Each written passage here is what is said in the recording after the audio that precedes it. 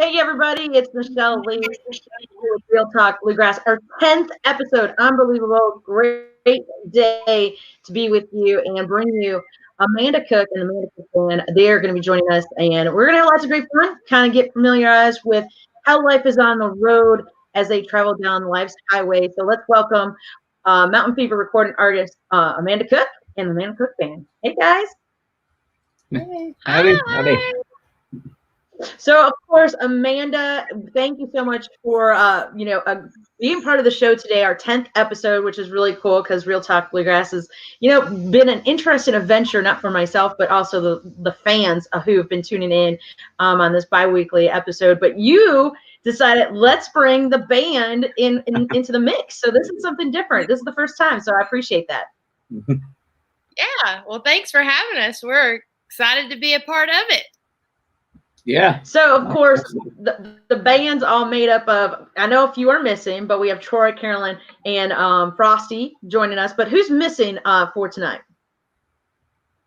So we got George Mason and Josh Fall, our bass player and our fiddle player. We're not able to get on tonight. George is actually getting ready to drive down back to the Gulf Coast for our show on Saturday, so he was going to be out of the loop. Well, and that's a good thing to mention, because you guys just wrapped up about 3.5 weeks ago with shows at Dollywood, but this Saturday is pretty much going to be the last show of the year for you because of the pandemic. So how exciting is it for you, Amanda, to get back out there at least one more time before the year is over? Oh, I'm ready. I would leave right now. I mean, we're looking forward to it. And Stapleton is a festival that we played in years past, and it's going to be a family reunion. It's all of our people from the Gulf Coast coming over, and then we've got family and friends coming from Georgia, and it's going to be a great day. We cannot wait. So, Troy and Frosty and Carolyn, you get to travel with her pretty much most of the majority of the year. So, and I know we've interviewed you guys on a road trip during an adventure back to the Virginia and the Carolinas. So tell us a little bit, of course, how it is traveling with Miss Amanda Cook. Troy, let's go with you first. Yeah. I plead the fifth on this one, Michelle. He sleeps in the car, so he doesn't know what trips are like. He doesn't know.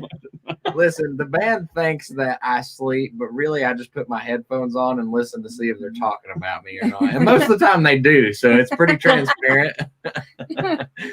But no, it's a very, very it's like being with your family. It really is. I know that's cliche to say, but every time we go out on the road, it's just like you're doing something that's so comfortable that you just you want to keep doing it. Honestly, it's every time a trip ends, I'm like, I'm so ready to get back home, but then I'm like, I kind of miss Amanda. I know, I want to go back. Take me back. Yeah. Now, of course, how long have you guys all been on the road together? Frosty, I know you've been on the road pretty much your whole entire life, but how long have you been with Amanda Cook? It was the Outer Banks Bluegrass Festival, May of 2019. Is that it? But wow. Yeah, I think that was my first show, and then I missed a lot of other shows coming up because I was finishing up commitments with previous things I had going on. But yeah, it doesn't seem like I don't know, just maybe because it's been this huge gap or whatever, it feels like I kind of just started. So I kind of did in a way. Still kind of feel new, but not really. Yeah. Now, Carolyn, you've known Amanda the longest, if I'm not mistaken. You guys grew up pretty much together, right? Yeah, I knew her dad before I knew her, but pretty much met at festivals like around where we're from. We lived about 2.5 to 3 hours away from one another, and she called me up one day, and was like, "Hey, you want to join the band?" And I already knew her, but yeah, so it's probably I've probably known her over 10 years now. Wow. I guess. Virginia. And did you like, were like, really? You want me to join a band? Like, seriously? Your band? No, I was excited about it. I grew up playing music with my cousins, and we were in a family band. And then after they just weren't really, I guess, ready to like go on and play anymore. We just we all split up a little bit. And so then I started playing with some other local people, and then I moved off to college, Pensacola, moved back home, and was living at my parents' house, and so I was ready to play again. So I was excited. So it was her, Amanda, Crystal, and me were kind of the three people that I guess got it started together, and I don't regret it at all. It was one of the best things I've ever done, the funnest things I've ever done, and couldn't ask for more. She's my best friend, so it's awesome. So that's great. Well, I know before we kind of dig into some other outside questions to about touring together, Troy and Carolyn, congratulations. Thank you. Soon to be baby Boone going to be coming. Yeah.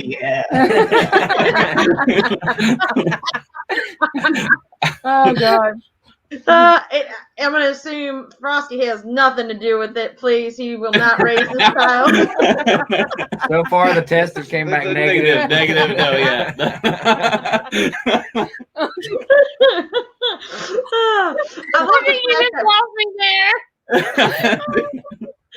I love the fact that Frosty's in between the two of you, by the way. Just pointing that out. You never know when you have to break these two up. You never know. He's a well-trained mediator. He knows to take my side whenever it counts, and most of the time take Caroline's side. On account of we like to survive. That's Well, so the adventure begins, of course, as you prepare planning dates of shows. And of course, this year was a year of cancellations. And I'm sure that took a toll on all of you because you didn't know where your next paycheck was going to be coming from. But when on a good year, when you're out on the road, Amanda, how many dates are you guys pretty much on the road? I think we were like 70 or something this year. I think that's what we would have had total if we would have played everything. I mean, we were going to be really busy this year. And this was going to be a first for us to play festivals that we had prepared to play for about 5 years. We had worked 5 years on getting those bookings. And it was really disappointing to lose those that but we didn't really lose them. They've just moved forward. But what we try to do, just like everybody else, we'll try to do multiple gigs in one weekend or in a week's time. We try to get multiple shows scheduled on the way there or back. And then doing the Old Smoky gigs, Frosty and Troy play there quite a bit. And we had the privilege as this group to play there several times last winter, and doing things like that, just keeping busy. Right. Yeah. Well, I think what people don't realize is like you said, it takes about like 5 years to get to a gig that you really, obviously you want to make sure you hit eventually off that bucket list that you have playing. And when a pandemic like this happens, it kind of like freezes everything in hopes that they'll rebook everything and all your schedules line up to make it happen for the next year.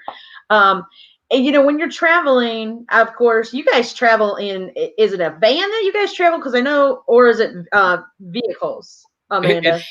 It's the Traverse, the Chevy Traverse. Traverse Trit. Traverse Trit, if you will, yeah. Yep, that's what we have. What's that? So we have the Traverse, and we have I bought a travel a utility trailer, and that doesn't all stress 6 Amanda of out us, at all. not at all. That doesn't stress me out at all. We all pile in the Traverse, and all 6 of us, and then we've got the utility trailer. It's quite the rig. I mean, we look like a clown car when we all pile out of there. Well, it's funny because not too long ago I had Bill Emerson on my radio show, and he was talking about the days when they were being in the Cadillac and they would have the bass, strapped up on top and all the instruments jammed inside the trunk, and everybody just pretty much sardines in the Cadillac, trying to figure out who's going to sleep when and what, and it's amazing how those stories are still true. Yeah, I mean, when before I had this vehicle, I had a Ford Escape, and I would put all the instruments in the back of that, and we'd have the bass in the middle of it. The bass would be running in the middle of the seats. I mean, Caroline can tell you there was a trip we took before Troy and Frosty were in the band, and we forgot that we had the bass. Caroline, do you remember that? And was that in Guyton? Yes. We forgot an extra person that was going to be riding. So we were like, we forgot we had another woman to put in the car with us, and it was we almost had to strap stuff to the roof. I think I had like 2 bags. I was sitting there with my bags, and I was like holding them, and the bass was like, right there, and so you're just like. But luckily it was only about a 6-hour drive versus like a 12-hour drive. Yeah, them half-day trips are nothing. Yeah. Nothing. I was just gonna say, I mean, when you take these longer trips, how is that gonna plan out, especially when a baby's about to come spring? Well, we got the trailer we can utilize. We can put the baby in the trailer. I mean, didn't say the baby, I meant Frosty. Yeah, oh my God, yeah.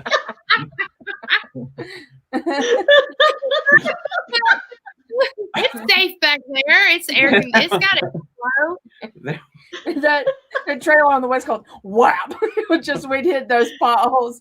Oh my gosh! I was like, well, there's a trailer. Good thing your dad built all those fun or the shelving in there, and we had everything strapped in. But those roads going to Wisconsin were pretty rough. Driving through Chicago. Yeah. Yeah. So you might consider maybe bringing our own vehicle, another vehicle, in future trips. Yeah. So what a trip, what is one of the farthest places that you guys had an adventure and incidents that happened on the way out or from? Do you recall, Frosty? I know you got one. Well, most recently we went to Wisconsin. That was probably the longest trip because it's like 2 days. But the way we split it up, we drove like 8-9 hours and played a show, and then drove another 8-9 hours. So it wasn't so bad. What are you doing? I'm replying to friends who are making fun of me because I'm like, hey, are you on live? I'm going to sing you something funny. Oh, yes. I see. Yeah, I got to say, Wisconsin was probably the longest trip, and Amanda's a pro with the trailer. Like, I'll give her crap for it, just picking on her. But that was our first trip with the trailer, and she made it all the way to Chicago with it. She had to back up like twice, and I thought she was gonna freak out, but we brought her down. We got drive-throughs. And 4 drive-throughs. We took it through Raising Cane's, Bojangles, Hardee's. It's been Bluegrass. It's ready to go. Yeah. She'd even hit a curb. Yeah, no, you didn't hit a curb or a person. Nothing. Yeah. Well, my next question was going to be, who does most of the driving? Amanda. Yeah. Is there a reason, Amanda? Well, I don't mind driving, and it keeps me awake, and and really they all sleep. They all want to sleep. I've not put a wink on any of these trips. Don't give it that. I'm usually co-pilot the whole time. Yeah, except when Josh is there on account of the car sickness. He needs to be up front. Yeah. So I don't know. I drive when my husband and I go places, I drive. I just always have driven. I don't know. I don't mind driving. I like driving. I will say that Wisconsin, I just about did have to cry uncle because I think how many hours was it, guys? Like 30. It was 30 something hours total. It was wild. Yeah. That we drove. So I have told Troy and Frosty that they are going to have to learn how to drive back up the trailer and all that, because I'm going to have some help. Played plenty of video games. I'm good. Don't worry. Yeah. We got it. Yeah, you swing it wide. The whole thing. Yeah, we know. Next summer we are lined up to play in New York, and some New York dates are pretty close from what I'm getting from Frosty. They're pretty close to Canada, so it's a long way from here to there. Yeah. So that's my home territory, though. So if something happens, we'll have people come out and rebuild the trailer right there on the road for us. It'll be good. Yeah. Yeah. So you guys love. Go ahead, Amanda. Go ahead. I'm sorry. Oh no, I'm sorry. I cut you off. No, it's all good. So, when you guys travel, obviously you're traveling in the Traverse and the Escape, the nice small mobile. You guys obviously stay at hotels, or do you guys, like, if you're at a festival, do you guys decide, we're going to pitch a tent and hang out and just mingle with all the folks? Yeah, see the look at her face. I know. Yeah, we're always gonna hang out at the festivals and stay as long as until it's over and everybody's gonna jam. When we go to a festival and they have jamming, the boys will jam all night. Everybody wants to jam, but I'm not staying in no tent. No. I draw the line at that. The difference being Troy and I started our careers together, staying in tents at festivals, not showering. We'd have to ask the promoter, like, does anyone have a house nearby where we could shower before we play? And most of the time the answer was no. So that's what we're used to. So we feel spoiled when we're I'm with glad Amanda. you shower now. Well, see, sometimes we like to relive the glory days and just forego sometimes. So my buddy Jordan Robertson, he used to play in Dreamcatcher with me, and we've stopped many times on the side of the highway or at a rest stop and try to find where we could get a gas station shower in, down the road. So the whole hotel thing is just great from my perspective. I feel spoiled because it's just different than what done our whole lives, I guess. Yeah. Right. I've had promoters shake my tent. Candy Sawyer sideline was late one year. You guys were late coming in, and it was just a logistical thing. There was bus trouble. It was all fine.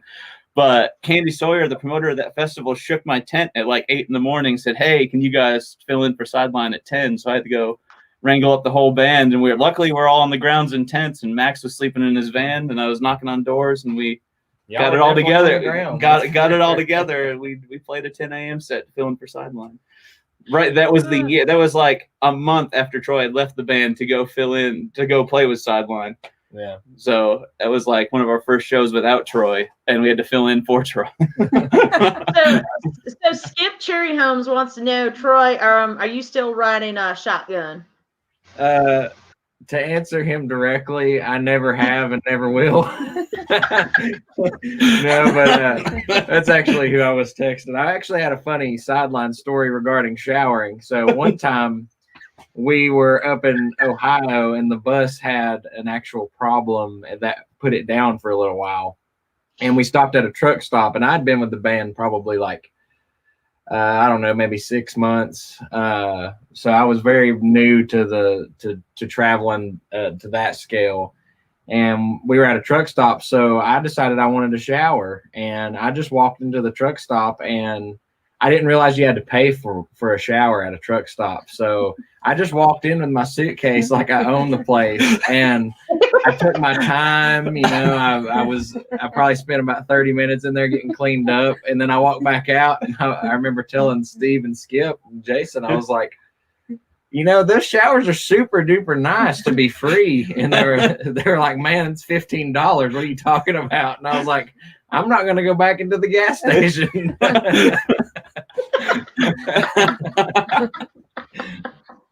Oh my goodness. There you go. Yeah.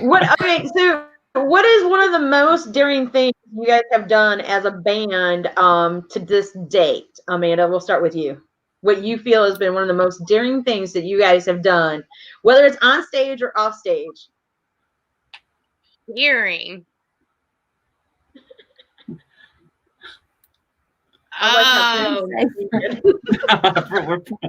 Yeah. I don't know. Daring. I know for me, the most daring thing was riding back to our hotel after Milan, Michigan, and seeing signs that say "Do not enter" and watching the car turn right down the "Do not enter" side, the wrong side of the interstate, get ready to go on. That was probably the most daring. That was probably the most daring thing in my experience. My bad. And who was the driver at that time? Yeah. And then here's the famous Amanda quote. But did you die? Yeah.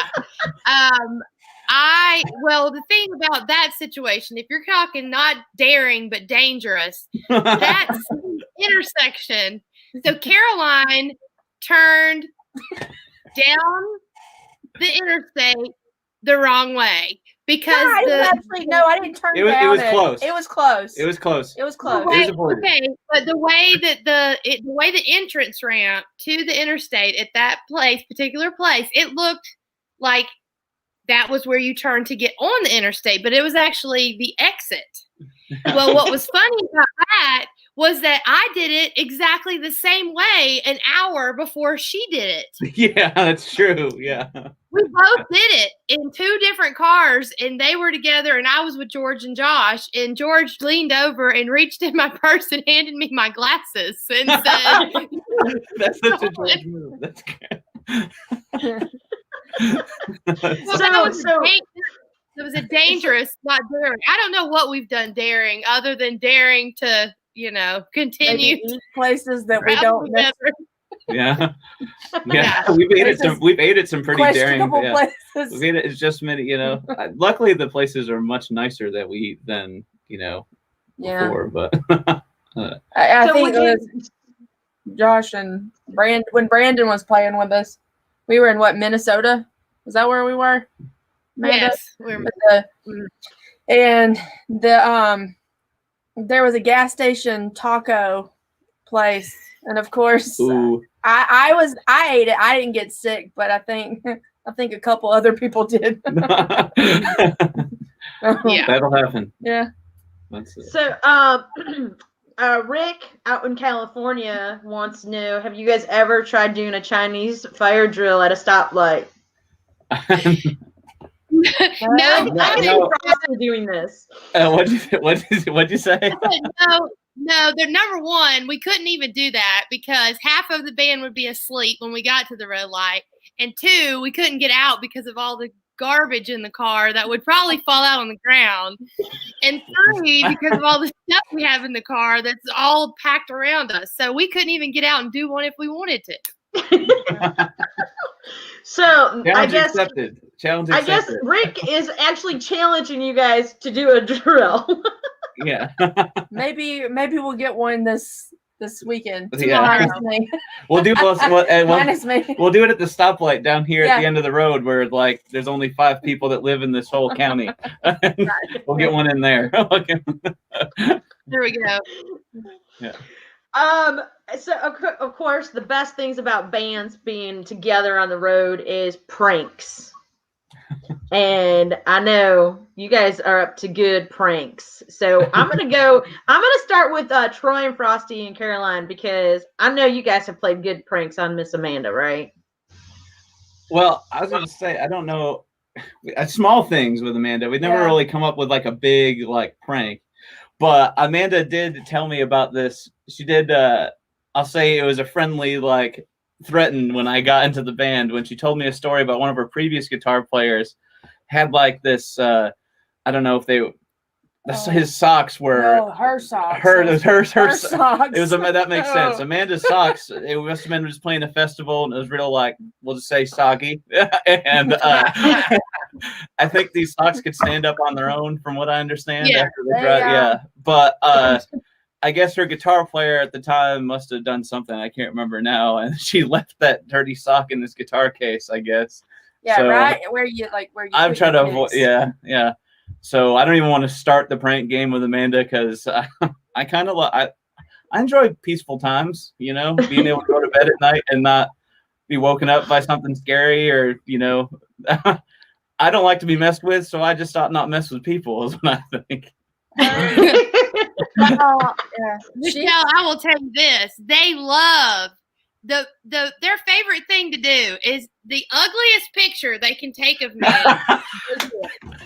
Hey, I have already. I can make the ugliest face. They're gonna take a picture of it every time. Already on this interview, I have 2 screenshots right now of your face. Yeah. Making funny stuff. Yeah. I know it. I can't wait to see it. I think my favorite one is from the Pennyroyal Opera House. I've got saved on there. I tried to do one of them, nice panoramic photos where I can get one side of the stage and get the whole crowd and get the other side. Well, she moved ever so slightly, so it just parted her face just enough to where it still looks real, but her eyebrows are super wide apart. She's got she's winking in one and her eyes wide open in the other. Yeah. Her first IBMA award. I'm gonna have that just played and streamed across the background. And then of course there is also the abuse of they love to make fun of my clothes, especially this certain outfit that I have that's actually a romper, but Caroline spent the whole weekend telling me she loved my culottes. And I didn't start that. That was somebody else that called it that. Huh? It was somebody else that commented it, but you kept it going all weekend. Well, that was Michigan. Yeah. That was Mylan, and she had hurt her back, real bad, and so she was walking, with her, she was bent over walking, and she had her Birkenstocks on, and this lady was like, "Oh, honey, I just love your culottes. Those are so cute." And so it just from there, the way she was walking, and then also her attire, we kind of we poked fun at her about all weekend about looking like our granny on a cruise. That was it. No, it needed your sun hat. Yeah. So you guys, this is the next part that's kind of funny. It's gonna be interesting. I can't wait to hear what you guys are gonna say about this, because you're traveling in a traverse and that you're down the road, and obviously you gotta pick or choose. You're in a crunch to get to the next gig, and you don't have enough time to either shower, throw the deodorant on, or brush your teeth. So which one of you three, Troy, Caroline, Frosty, and Amanda, sorry, all 4 of you, which one are you going to forget it, they're going to have to suffer with me the way I am when you guys hop in that vehicle? Amanda, what are you going to give up? I absolutely am going to brush my teeth, and I can put up with the BO, but I'm going to brush my teeth. I would agree to that. That would be my first choice if I had to give up anything. It would definitely be the I'm not even wearing deodorant right now.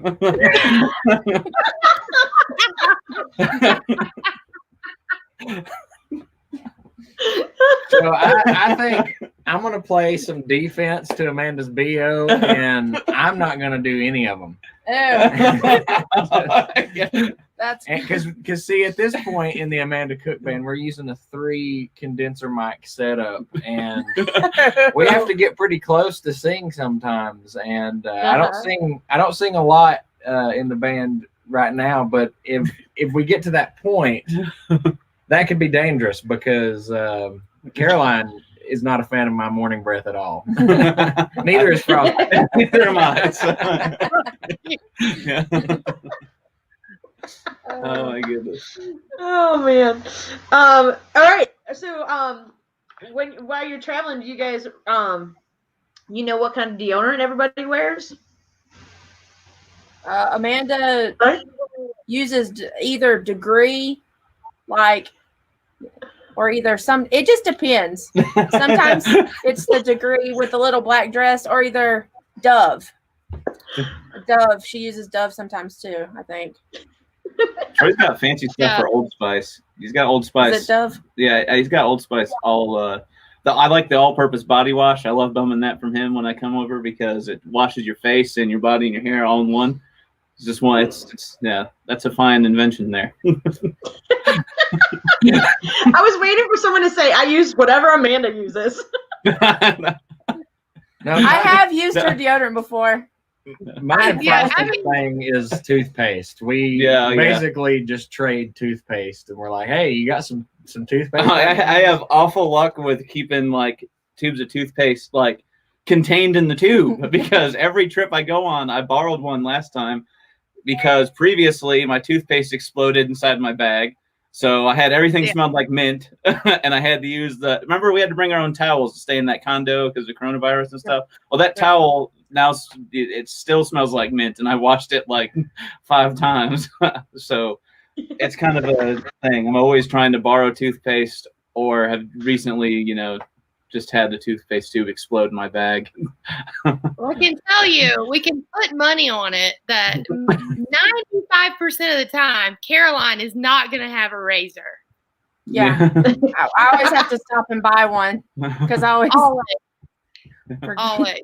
I do forget. I got a fancy new razor in a facial trimming kit that I bought for the road, and I was like, oh, I'll finally have a razor to shave my face.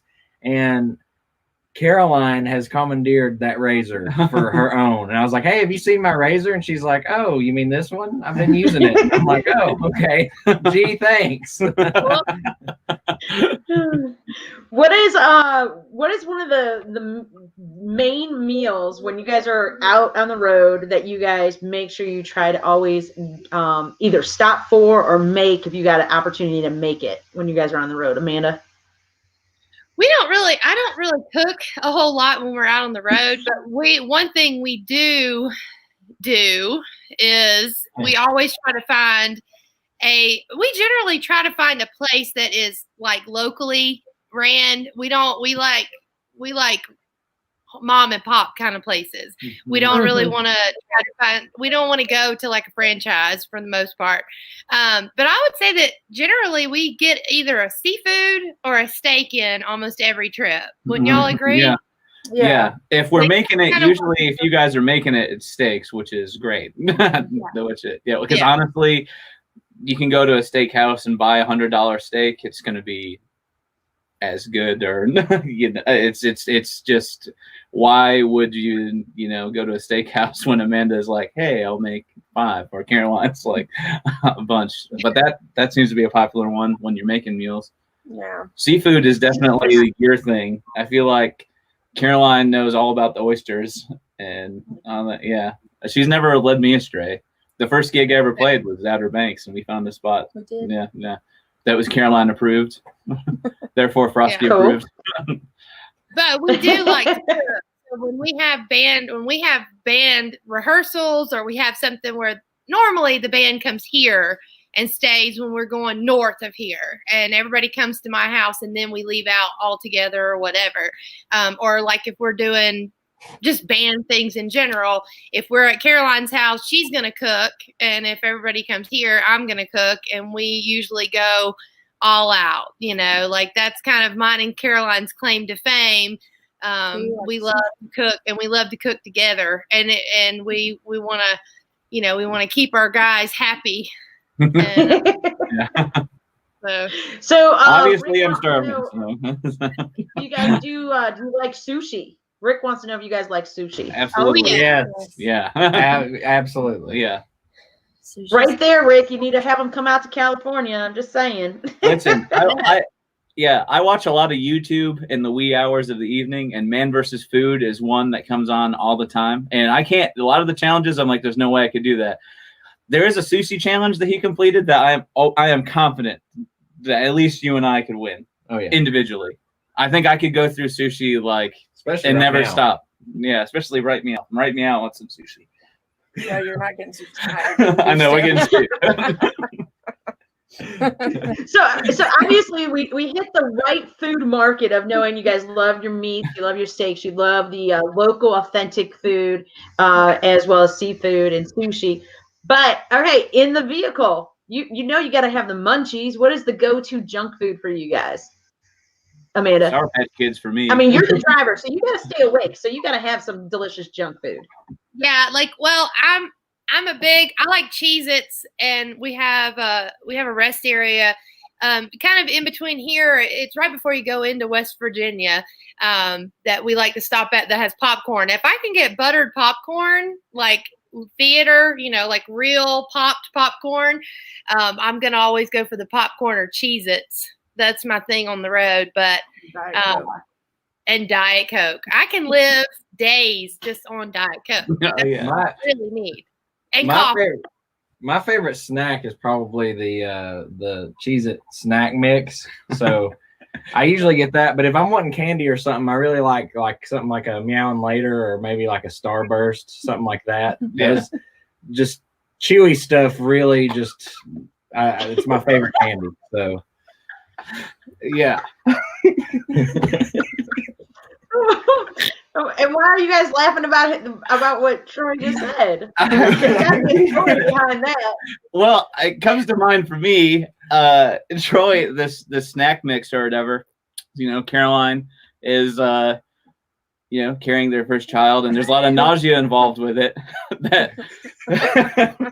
The bag of trail mix, she can smell that from a mile away, and it disgusts her beyond belief. I think that was the first time that happened. It was in Wisconsin. Yeah, and I didn't know I was pregnant then, but I was like, gosh, that stinks so bad. I was like, go away, that smells. It was like what? I was like, Cheez-Its, the party mix is great. You can't go wrong with it. I was just like, we even sat in the hotel room and talked about it. What's with Caroline not liking the party mix? It's a superior snack. The smell of it it's still right now. It's still just doesn't. Yeah. I bought some today. Yeah. Oh, I forgot. That's right, you did. I should go get it. Yeah, for the trip tomorrow. Yes, here we go. Yeah. Well, I can sit up front with Amanda then, and then y'all can sit with the smells. We usually do. Yeah, we usually do. So obviously, on the road, you don't have access to your immediate go-to food when you're at home. What is one food? I'm going to assume Amanda's is her Diet Coke, so it could be a drink or food that you cannot live without. Caroline? Ooh. I would say it used to be Coke Zero. I was a big Coke Zero fiend, and that was what I wanted. But now I would say Dr. Pepper. Oh yeah, that's it. Yeah, I like Dr. Pepper a lot right now. So right up on the sweetness. That's it. So that would be one thing that I at least want one a day if I can have it. So. Okay. What about you, Troy and Frosty? I just gotta have caffeine at some point. It doesn't matter if it comes in the form of a soda or coffee, but I'm Amanda's precious little lamb, and I get cranky if I don't get my coffee in. Oh my god! Yeah, Troy. Every one of them has their own little special place in my heart, but Troy is just my precious little lamb. Yeah. Gotta make sure he's happy. And why is that, Amanda? Why do you call him your little lamb? I don't know, because I really think that Troy he was the last the last member to come in the band, and I don't know, there's just something about Troy that I just feel like I just got to baby him, and I don't really I don't know. Troy does remind me a lot of my son, because they do look a lot alike and they act a lot alike. And you got a good boy. you got a good boy. So, although I think Ethan's taller than you now, Troy, isn't he? Yeah, and I saw a Facebook memory from Friendsgiving last year. I know. And he looks like little Ethan, and now he's taller than me, and I'm like, what happened? Yeah. I don't know where that started, but I just right out the gate, I just started calling Troy my precious little lamb, and it just stuck. I don't know. What is one of the most memorable lessons that you have learned by being on the road with non-family members on a regular basis, Amanda? Well, they are just like my family. I mean, that's one thing I can say with the band lineup that it is now. You know, Caroline and I started this band 6 years ago, and we've had different band members, but it finally, like, all the pieces of the puzzle came together, and it's like traveling with my family. And I don't know. I don't know how else to describe it. Like, they're literally my family, and we love one another. And what people see us cutting up and on stage when we're laughing, and none of that's an act. Like, how we are right now is how we are all the time. And we all care about what we're doing, and we all care about one another, and we've all got a vested interest in the band, and everybody does their part, and it's a team. And it's really that syrupy sweet, I promise you. And how about you guys? Do you feel the same, or you're thinking she's just I don't know. You wonder about her sometimes.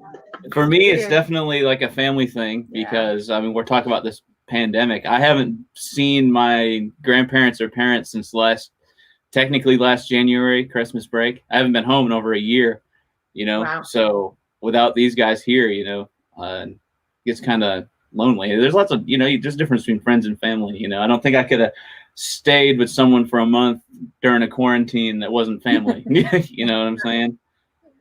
So, yeah. Do you feel that the pandemic, do you think the pandemic has brought you guys closer as a band, even though you guys aren't always together? I think so. I'd say so in many ways. I mean, obviously, you like to see each other every weekend, and that was fun doing all of it. But it kind of gave us a chance to maybe put some things into perspective, I guess you'd say. I think you learn to appreciate everybody more. Yeah, you realize what you take for granted throughout the year, and you tell people when you leave a bluegrass festival, we'll see y'all next year, and that didn't happen for a lot of folks this year. And so, that the genre-wide camaraderie regarding the coronavirus, is, I think it's made bluegrass just stronger in general.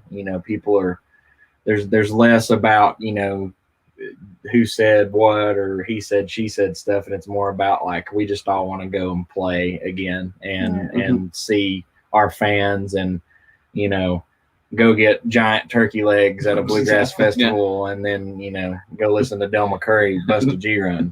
Yeah. Right.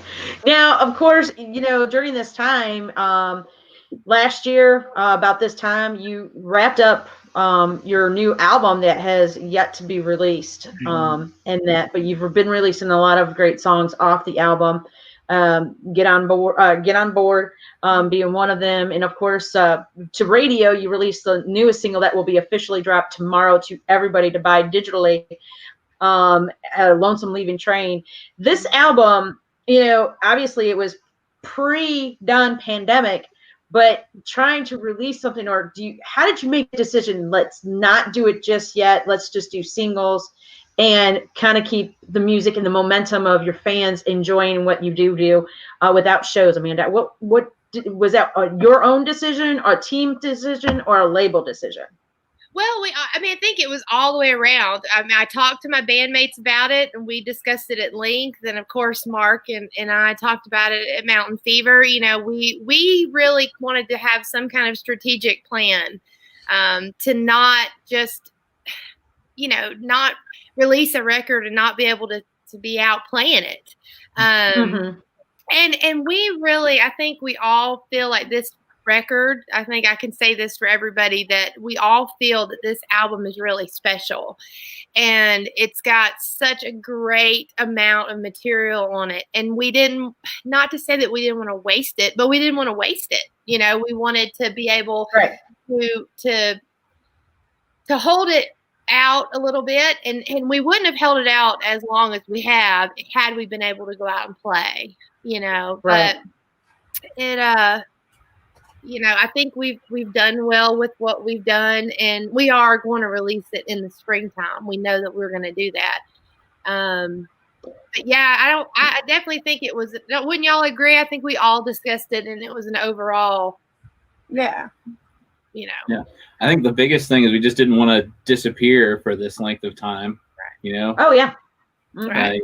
You can't. I don't think you can just write it off as a pandemic and then whenever the ghost is clear, come back. And if you haven't done anything that whole time, I just don't expect people to just pick it back up from where you left off. Feel like this is kind of a important time for bands right now to really find out how much they want to play bluegrass music. Right.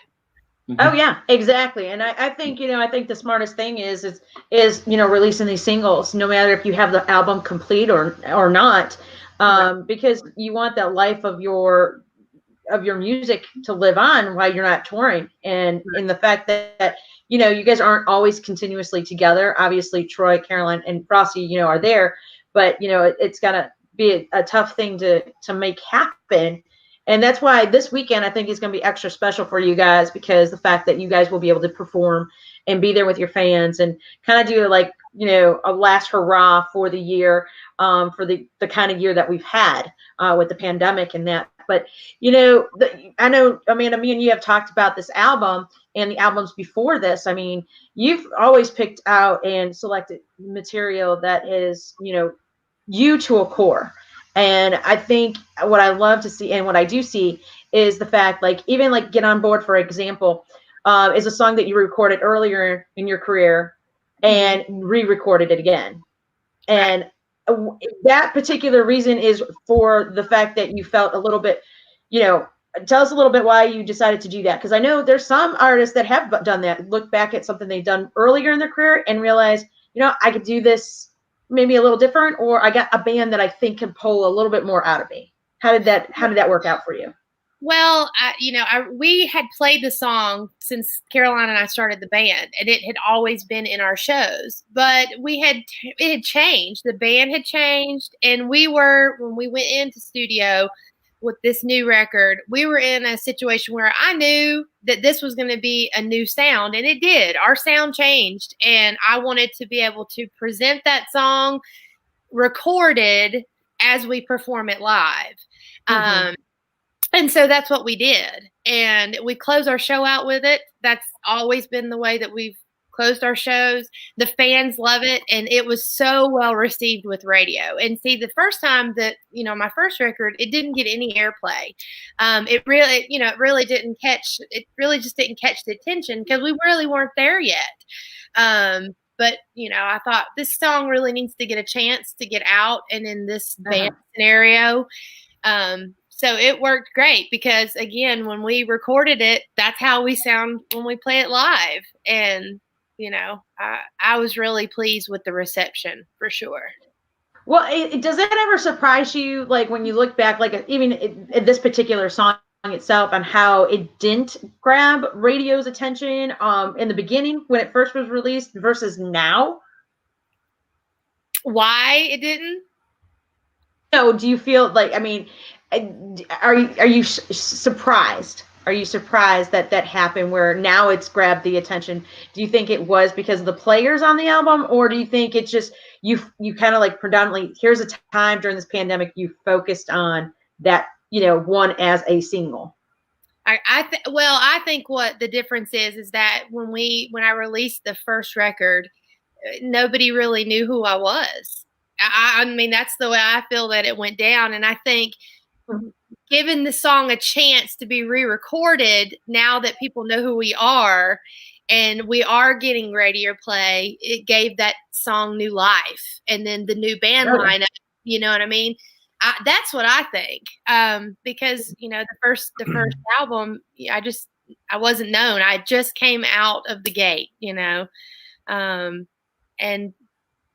and we do perform it live all the time now, so people recognize it. And I think that that's kind of important too, to remember when we've done records, we talk about going back and doing covers and things. People like to hear songs and that they know, and so re-recording that song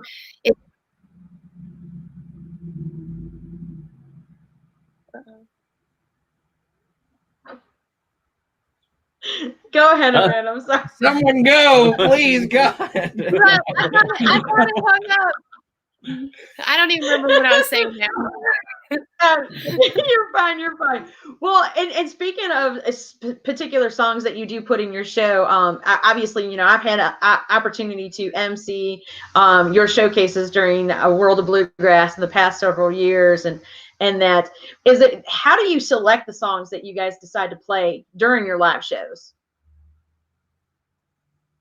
Well, it's a band kind of, conference kind of thing. Like I usually kind of make up a set list and I send it to them, and we do kind of tend to change our sets to what type of festival we're playing too. Mm-hmm. If we go into a festival scenario we know is going to be more of a traditional festival, we're going to lend our set list to be more on the traditional side. If we're going to play a festival that's, a little more contemporary, we may add a little more Caleb Meyer in there or whatever. But it is collective. I usually send them the set list and they look over it and, yeah, let's do those, whatever. What do y'all say? Let's say that's about right. Yeah. I think the only problem when we write a set list is just Caroline and I are in different capo spots all the time. So Amanda can write this nice set list that has all the keys lined up, but really for us, that means we're in different positions every other song. So I think we also, when it comes down to like material to choose, I'm like, most of the stuff that we do every show, you or Amanda wrote or written with someone. I mean, the set we're going to play in Stapleton, the first 3 or 4 songs are all Caroline songs. Yeah. Yeah. Well, Caroline is a phenomenal songwriter, and I think that's the key thing of bands is having some stellar songwriters in that. And I think she's probably one of the underrated songwriters in bluegrass. In that, because your point of rescue, that album, you have how many songs on that particular one that you wrote, Caroline? I think I wrote 3. I wrote 2, I think, on my own, and I think me and Amanda co-wrote 1. Yeah. Normally, every album, me and Amanda have co-wrote at least 1 song. And then there's been this past album, me and Amanda co-wrote 1, me and Troy co-wrote 1, and then I've got 1 on my own. So, tell us a little bit about the background of Calhoun County, because I got to tell you, that's one of my favorite songs that you wrote. Thank you.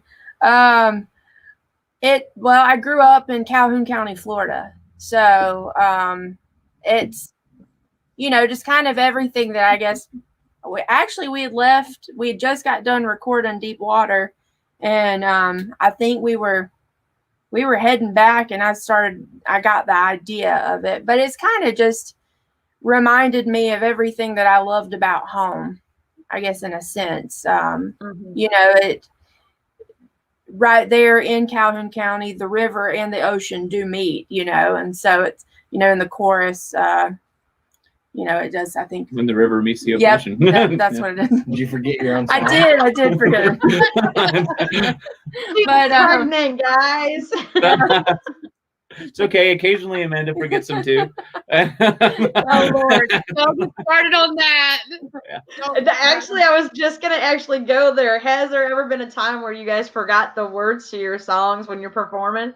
Yep. Obviously, I think Frosty got some stories on that.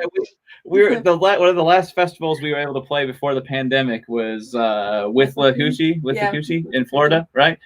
And second song is Banks of Big Bend as a guitar kick. And I remember this was the first weekend we were really going to play it because I stayed in your treehouse, basically, the with the frogs on the outside of it. The apartment. But it's like this really nice, it's like loft apart. Anyway, I stayed up there and I was like, I'm going to learn this guitar kick. I learned it, got it all good. We go down there to play and I kick it off and then she starts singing Calhoun County. Yeah.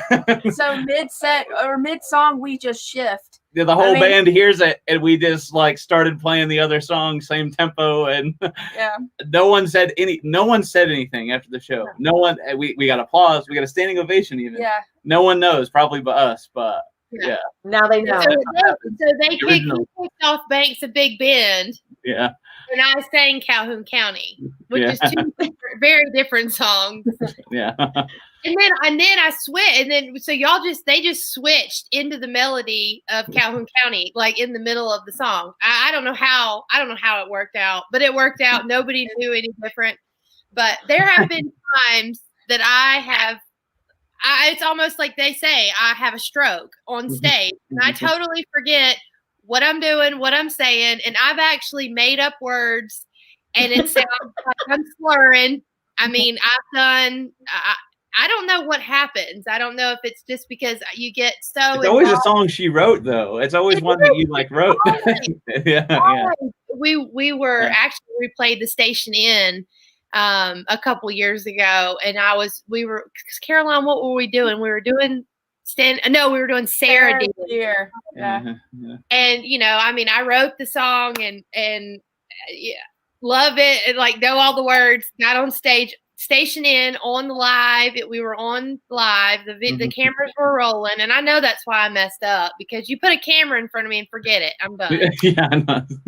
And I got halfway in the middle of this, and I couldn't remember anything, nothing. And they're all looking at me. We're, Station Inn's packed out. I mean, the place was full. And I just looked at Caroline, like begging her, please help me. And she's just like, I don't know. It's your song. You wrote it,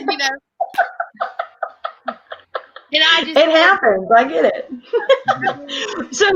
So obviously, when you're recording albums and you're doing live shows, you want to try to pretty much, implement what you've done in the studio, because you guys play all the instruments in the studio when you're recording. How important is it to you to keep that song the same way from record it to live? Amanda?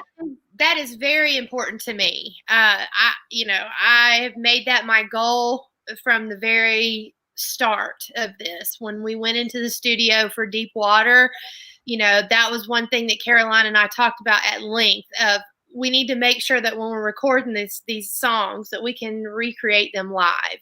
And especially this new record, that's another reason we're so excited about it, because when we do play it live, it sounds just like it did on the album. That's most priority for me. And I think the ease of that for us is because Caroline and I are writing most of the material, or, she's supplying a good portion of the material. And then when I pull material for a record, I'm looking for that. I'm looking for material that's going to suit me, the band, and what we sound like, and be able to do it live. I think, I always say, man, when I go see shows, whether it's in any genre of music, and all of a sudden, if it doesn't sound anything like the album, I'm like, did they really record the song that I was listening to that I love, And that's what I love about Bluegrass, is because everybody stays true to what you record. You may add a few licks and things like that, kind of give a different flair every once in a while, but you never stray too far away from your actual recording. And I think that's what is key for, those who, come to the shows and buys the products and that. So as you guys are, get ready to head back on the road and do a show in Alabama, right? Alabama, Stapleton Festival. I believe someone asked if you were going to be arriving early for the festival. Yes. They were curious. Yes, we're going to get there. We're going to be there by noontime for sure. Has there been a time where you guys butted up to the time you were supposed to hit the stage for your first set? Woo, yes. Yeah. That just happened. Yeah.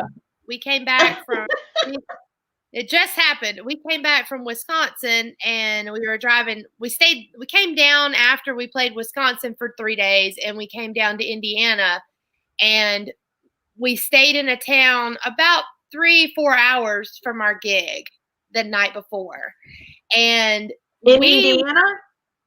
We played in Remington, but I can't remember where we stayed in Indiana that night before. But literally right across, pretty much. Remember they had the fields where they were doing the crop dusting and stuff. Yeah, it was right into Indiana. Yeah.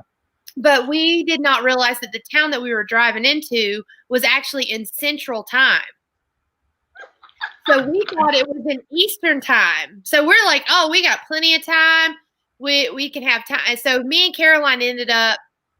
That's where I had to back up the trailer because I came in there going like 90 miles an hour, slung it in park, jumped out of the car, ran to the bunkhouse, to go and get in dressed before we had to be on stage in 30 minutes. It was I was ticked because I was really mad at myself because and our phone, that was what was weird about it, is our phones didn't change. Yeah. And we even looked to see if this was going to be a problem, and I was like, it's before the line, but I guess if you're on a bordering county, you can decide what time zone. It's a whole thing. We made it though, and we got booked back next year. So we're there. Well, that's definitely a good thing. So okay. You guys know the trust fall situation. When you just say, you have someone in front of you, you do a trust fall, and who Amanda would you have be your catch to catch you for a trust fall in the band? Answer this carefully. Answer this really carefully. It might be done this weekend. Well, I'll be honest with you. I don't think any of them would let me fall. Now, whether or not Caroline could catch me, because I'm so much bigger than her, she'd try. By God, she'd try. I don't think any of them would let me. I'd trust them all. I'd trust them all. All right. Now, you three, Troy, Carolyn, and Frosty, would you trust Amanda to be your trust fall catch girl? Oh, absolutely. Yes. Even if she didn't catch you, she would try. That's one thing. But I'm telling you right now, George Mason in this band is the guy you want to try to catch you. He doesn't look it, but that guy is agile. He's like a 6-degree black belt. He knows all sorts of cool stuff. And saving you happens to be one of the cool things he knows how to do. So true. Yeah. All right, I think I saw something on Facebook. I think it was on, of course, Amanda Cook's Facebook page where you guys posted some pictures. Were you guys literally in trash cans? No. It looked like it, yeah.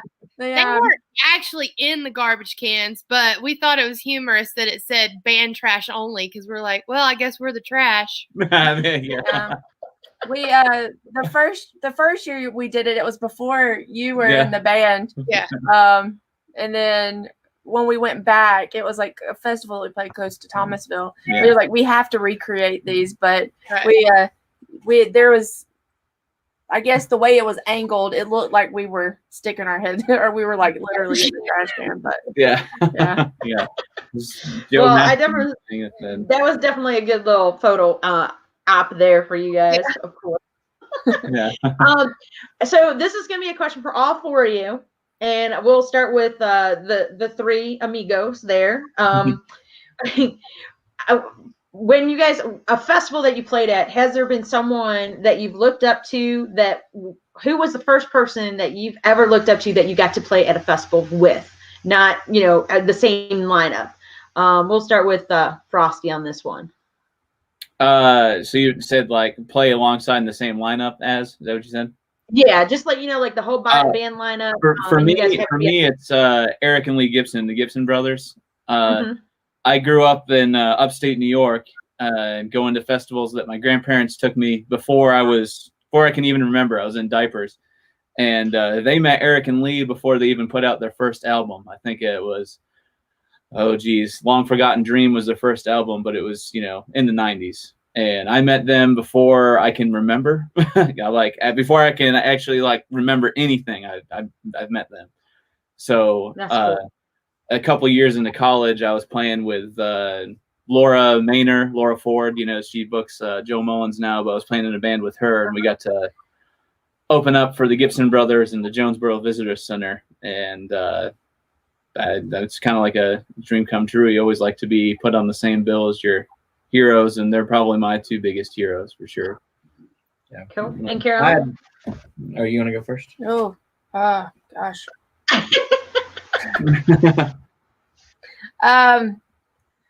There's a lot of, I guess, people that I've looked up to, but I guess historically, my grandpa, he was he always did a fundraiser every year for the Florida Sheriff's Youth Ranch, and the band that he always got to play that fundraiser was the Lewis family. So really, my love for banjo and everything did stem from Little Roy Lewis. Yeah.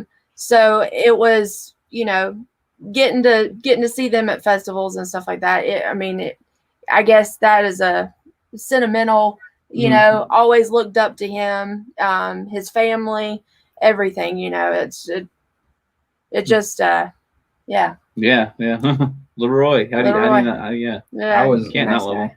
I've been very fortunate. I've consistently throughout my music career been traveling with heroes. Every band I've been in has had heroes of mine in it, and I think that.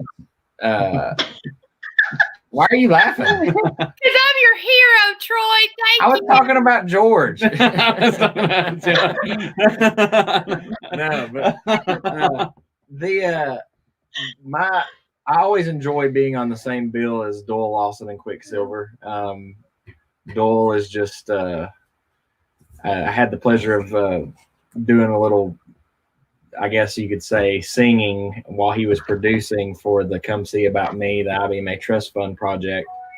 And that was just a really surreal experience for me. And then when we played Christmas in the Smokies this past year, I just got a new mandolin, and Doyle, he obviously, if you've seen him at a festival, he's super busy all the time and people coming up and talking to him, but he took like 15, 20 minutes to play my mandolin. And that was just the coolest thing to me. I was just like, I can die happy now. Yeah.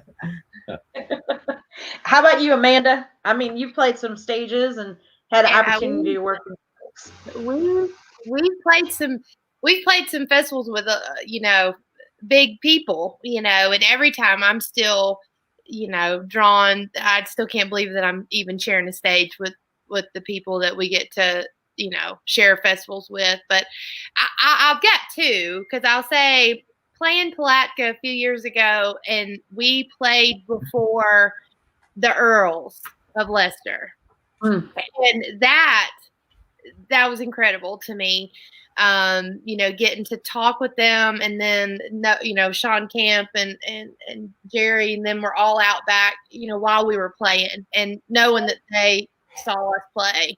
And I will say, a really special thing this year that we got to do, me and Caroline got to sing with Heather Mabe, and that was neat. I mean, that was just, I've always loved Heather and her voice, and getting to share stage with her, and then, getting to play on the stage with Junior, that was really cool. But we've had a bunch. I mean, we've, been several times we've played festivals with Rhonda, and that's just, that's awesome. But yeah, it's still really not real to me. I still want to pinch myself and say, is this really happening, half the time? So I always say, if once you stop feeling that, then it's done. I mean, I still when I get a chance to see all the artists that I get the opportunity to talk to, see in person, whether it's a concert or have a conversation, I think, that's the key thing, is once you stop that, like, oh my gosh, it's Amanda Cook. I'm talking about Amanda Cook. I mean, just anybody. I mean, seriously, it's, it kind of gives you like, yeah, I'm going to be talking to Amanda Cook. Oh my gosh. It's like, oh, I could, dial her up. It's like, whoa, that's kind of crazy. But yeah, I think that's like the key thing, is when you get out to those shows and that, to spend that time and watch the heroes that you've looked up to, and then, like you said, them knowing they're backstage or on the side of the stage, or even go out to the front of the audience and watch your show. That's got to be a great feeling. Knowing what you're doing, they appreciate it too. What is some things that you guys hope to achieve through this pandemic and getting into 2021? Obviously shows and seeing the fans, but what is something personally that you hope that you are going to take out of this pandemic and bring out into the new year as we move forward and hopefully get back out on the road? Amanda? Well, one of my goals for being in quarantine and not being able to be out was to improve my rhythm guitar playing. And I've worked really hard on that, and I'm still working on it. But I'm going to continue, really hammering away at that. But I did write a few songs while we were, locked down or whatever. I think going forward is just the creativeness of what we've got to do. We've all got to come up with new ways to entertain and keep our fans interacting with us. That's going to be the goal for us. If we don't have gigs next year, how are we going to move forward? What strategy we're going to go with to be able to contact and be relevant? That's the word I'm looking for. How are we going to remain relevant with our fans if we can't go out and play shows? So we're going to have to get creative, and we're already getting ready to start pulling material to do a new record. I mean, we skipped a year because we generally go in the studio every fall. So Right. skip this year. So we definitely are going to be starting to work on that, so. How about you guys? Troy, we'll go with you first.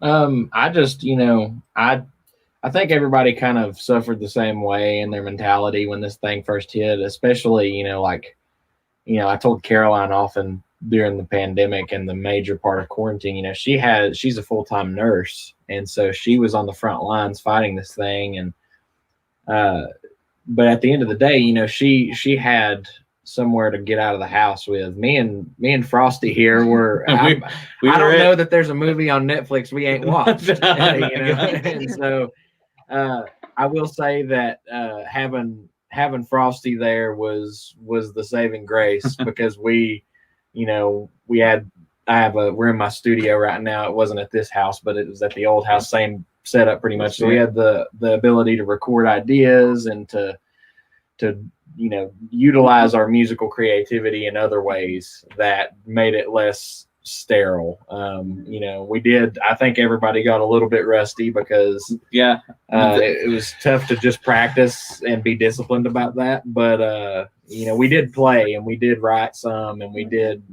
record, and that was something that really kind of shed some light on my personal walk as a musician, especially mandolin player. It just made me want to really passionately get back to the spot of me learning stuff because it was fun, not because I had to. Right. And so I think as a musician, you grow and you kind of plateau. And when you plateau, music is a job. And then if you never grasp that aspect of having fun with it again, then that's when musicians usually, end up quitting or they don't play hardly ever because they just lose sight of that. And so that was my goal. I was like, I'm going to be really passionate, and every show that we get to stand on a stage and somebody in an audience gets to listen to us, I'm never going to take that for granted ever again in my life. So. How about you, Frosty? Same thing. I'm just not going to take it for granted anymore that when you get to play music, period, even if it was a jam session, how many times I think now that I was at Spigma where it was like 2 a.m. or 3 a.m. and you're kind of tired. You have one more opportunity to jam and you pass up on it to go take a nap or whatnot.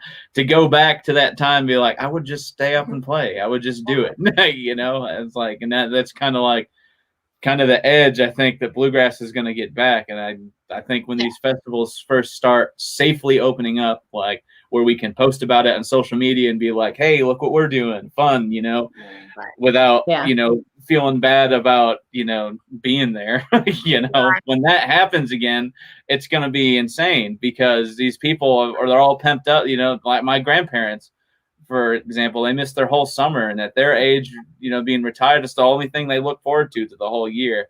And you combine that energy with a bunch of fired up musicians that want to play, it's going to be nuts. Yeah. Oh yeah. Yeah. How about you, Carolyn? I know you obviously 2021 is going to bring you and Troy, so much new adventures. But what else are you looking forward besides Baby Boom? Definitely. Like they've said, I was fortunate, that we did get to write, and we did get to perform, but it does make you hungrier for that. So with this, I guess, dry spell, and that every musician has had, it really does put into perspective, how much stuff that we've taken for granted, and that, you just really want to get back out there, and, because we're all a big family, I mean, the whole Bluegrass community is really one big giant family, and you miss everybody, you miss seeing everybody. So, I think I'm looking forward to playing music with, and, fellowshipping with everyone. Yeah, I mean, and really, I mean, you really do miss it. You don't realize, what you had until you lost it, in a sense. Yeah. Well, I will say, the new music is what lots of folks are looking forward to. And Amanda, I know, you got the album that you're going to be officially releasing in 2021. That's been in the can since late 2019. Yeah. It's amazing to think it's that crazy time frame and what happens. But you've definitely keeping yourselves out there, and I think you guys, I think, like you said, everybody's going to be hungry. I think that festivals are going to literally see, once they're able to have full capacity, they're going to have an overload of capacity of people who want to be at the festivals. Yeah. I know for me, I really bug these three most of all. I mean, George and Josh work regular jobs and work pretty much regular hours. So those three there got most of my calls and texts during the middle of the day, those long days that we had. I think it was 8 weeks, that I didn't leave here. And I tell you, I got really, really depressed, and I'm like super hyper all the time. Like, I'm on go. From the moment my feet hit the floor, I'm ready. And it changed my personality because I wasn't able to be with them and play. And it was a big awakening for me to realize that I didn't realize what playing music really did for me. And it keeps me sane. It's your water. Yeah. I don't think any of us are sane. Well, music is like water, and I think, everybody's thirsty for it, and they're thirsty for new music, which, of course, again, Amanda Cook has Lonesome Leaving Train, going to be digitally available tomorrow to everybody. Of course, that song, along with West Virginia Cole, and Get On Board off the up-and-coming album, is been already making its way on the tracks, up the charts, and we just cannot thank you guys all enough for being part of today with Real Talk. Glad to be here. And it's a lot of great fun because, again, it gives us an insight of how life is on the road. And I appreciate, Amanda saying, hey, let's get the band involved and make it happen and everything. And, of course, check out amandacookbluegrass.com and follow them on Facebook. And I want to mention Troy and Frosty's got some great new music out as well. Tell us, before I officially wrap everything up, I want you guys to let everybody know, is that album officially done, or when are we going to see more music? Because, of course, we got one single out. Come on, radio wants more. There'll be another single coming out soon. Obviously we're on Mountain Fever Records with Amanda and all that. So, but this guy here has got some mixing to do, and then we're all good to go. Just keep your eyes peeled. We'll let you know when it's out there. It's not going to be too much longer. The record is done pretty much. I think we lack a tenor part on a song, and we may just we got some ideas. We've been pulling off some cool guest artists too. We're excited about. The biggest thing I think for us is we got to play the Old Smoky Moonshine Distillery like 3 days a week, and what that is we're there for 5 hours. So you play 5 sets in those days, and we start playing these songs. And after about a year or two of doing this, we found out that we're kind of like the people's first introduction to bluegrass music, better or worse. But sorry folks for that. But we needed something of us playing these standard numbers recorded in general. But then the pandemic kind of gave us the opportunity to, pitch the whole spiel to Mark, and he knows that, we'll be playing these songs for people who've never heard bluegrass before. So we did what we've always wanted to do. The songs that we've always wanted to play. We sat not in this room, but in the room that looked almost identical to this in a different house, and just played what we wanted to play. It was the first. The first project that I was gonna just engineer and mix and produce the whole thing, and so we were just having fun when we did it, and then for like Frosty said, for better or for worse, Mark dug it and decided that he wanted to release it. So we're very thankful to him and to Mountain Fever for an opportunity. Yeah, just an opportunity, and for for me just to be able to professionally do work like that is a dream come true. So here's another thing that bluegrass needs to know about. They need to know about Aaron Ramsey. Yes. Aaron Ramsey is one of the best behind the console, like sound engineers and musicians, period. Okay, the guy's been a freak since the beginning. He's played with Mountain Heart. He plays bass, guitar, banjo. He plays it all. If you don't know who Aaron Ramsey is, get to know him, folks. He's the real deal. And they just had their first kid today. Yeah, Jovi. It's the whole thing. Happy for everybody. It's good stuff. Absolutely. Yeah. Well, that's one thing everybody's going to be looking forward to is hearing some new music again from Amanda Cook. Again, the single that's out to radio right now is "Lonesome Leaving Train," and of course, Frosty's and Troy's single "Country Fool," and which we got two fools singing it, so that's good, right? Yeah. But check out amandacookbluegrass.com. That's where you can grab all her releases and get yourself the purchase of the download of Lonesome Leaving Train. And we cannot wait to see the album officially be released during this interesting times that we have been living in. But we truly appreciate you guys again being on the show and having some fun with us and getting a little real. So thank you. Appreciate it. Thanks for having us. Yeah, thanks for having us. Yeah. So again, get to amandacookbluegrass.com. Follow them on Facebook, Amanda Cook Music, her fan page, and check out all the great music that they have in store. Be sure to join me, of course, always on the Bluegrass Borderline, Sunday afternoons at noon at AM 1320, 107.7 FM, WOBLradio.com. And you can always join me during the Smoke Country Jam as well. That's Monday through Friday from 10 to 2. Same station, WOBLradio.com. And always fun getting real. And it was great fun to getting real with some bands in its entirety, almost, more than half.